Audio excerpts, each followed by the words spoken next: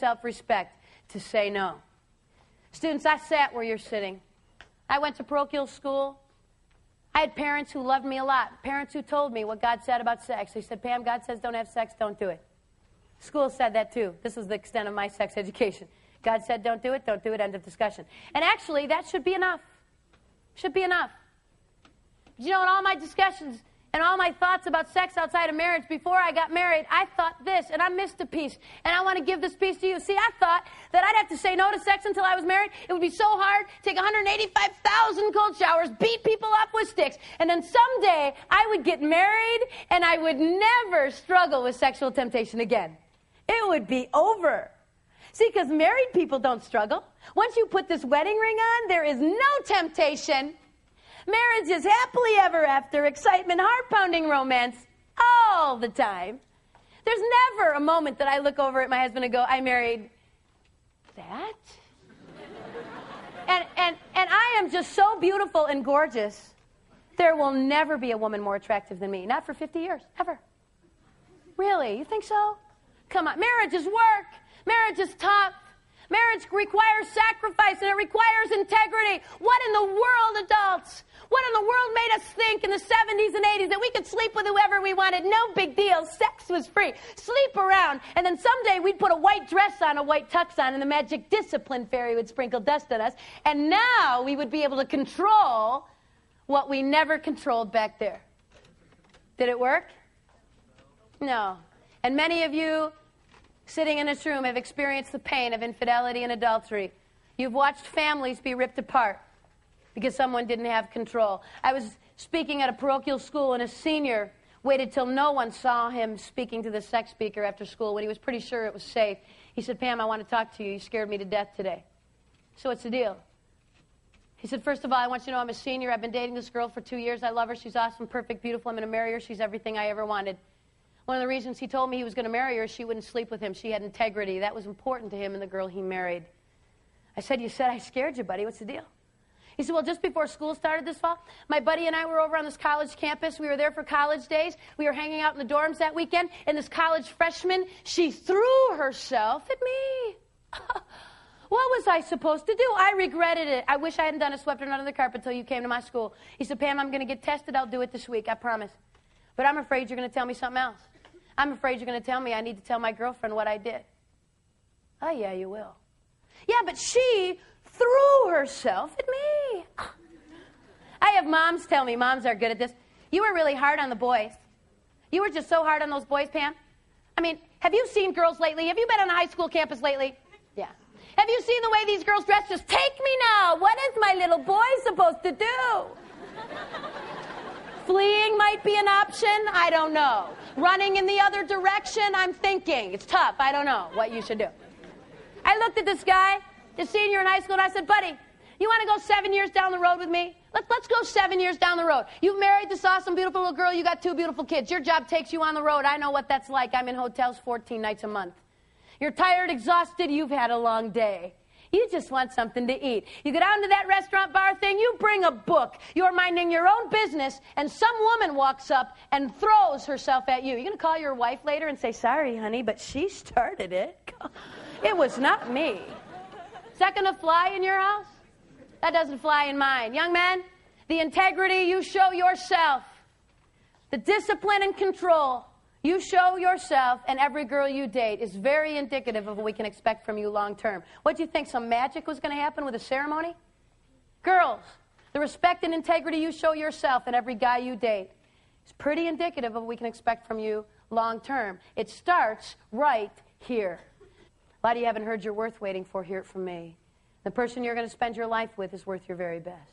Some of you sitting in here and thinking, well, this talk was not for me. You're just too late. Well, I wish I would have heard this 3 years ago, 4 years ago. I wish I would have heard this 6 months ago. If you're sitting in this room and you've had sex and you've been tempted to tune me out, I need you to tune me back in. You've got the same choice to make today as everyone else in this room. I'm not really as concerned with what you chose to do before you walked in here. I am really concerned with what you choose to do when you walk out. And the first thing I want to say to you is that there is a God who loves you, who wants the best for you. who has given us rules and standards in order to give us that best because he didn't want the pain. Let me tell you something else about this God. He knows that there will always be people who will do it their way. And that's why he provided his son as a sacrifice for us when we blow it. But you know what? You got a choice to make. You can either come to God today and say, God, I'm sorry. I did it my way. I didn't understand.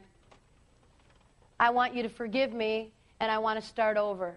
See, repentance, my friend, is not, the sacrament of reconciliation is not, I'm sorry I got caught. It is not, I feel bad because I hurt someone or I hurt myself. The sacrament of reconciliation is calling sin, saying, God, I agree with you about my behavior. And then turning 180 degrees and going in the other direction.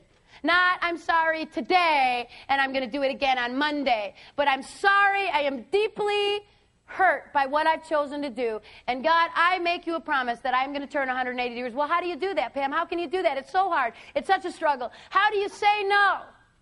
The only way that I know that you can withstand this temptation. And Paul the Apostle in the Corinthians said this, there is no temptation taken you, but such as is common to man. We all struggle. We all struggle daily to do what's right. The only way that I know to turn 180 degrees and to begin to honor God with your choices is to be connected with the life of Christ. Is to be connected consistently, always connecting, abiding in the life of Christ. That is what sacraments are for, to continually abide in the life of Christ, to gather from that the strength we need to live righteously. One of the options is you ask for forgiveness, you walk out of here and you start over. The other option is you harden your fists in the face of God and tell him one more time you don't need his rules and you can do it your way. And you walk out of here the same as you were when you walked in. And let me give you a little promise. I know what is at the end of that road. It's death. Death is at the end of that road. The Bible says the wages of sin is death. But the gift of God is eternal life. The choice is to walk in the life of Christ or to choose death. I had a young girl in Anchorage, Alaska, come up to me. She said, Pam, I'm a recycled virgin. She said, cool. She said, when I was 15, I had sex. It left me with so much pain. I said, no more. I don't want to do that anymore. I asked Jesus to forgive me. And I made a commitment that I would not have sex again until I was married. I said, you know what, that's so awesome. Someday when you get married, you will have to tell that guy what you did when you were 15. But hear me very carefully. You're going to be able to look at that guy, and you're going to be able to say, for the last 3 years, 5 years, 7 years, whatever it is, I have waited for you. I've practiced discipline in my life. I can be trusted. And we're going to know what kind of damage was done. We've had some years to make sure she's okay. You can walk out of here and keep doing what you've been doing. That's a choice you need to make. Or today, you can say no more. Someone's going, yeah, but Pam, you don't get it. I mean, if I went back to my boyfriend or girlfriend and told them I loved them, I love them. I don't want to break up. I want the relationship but not the sex.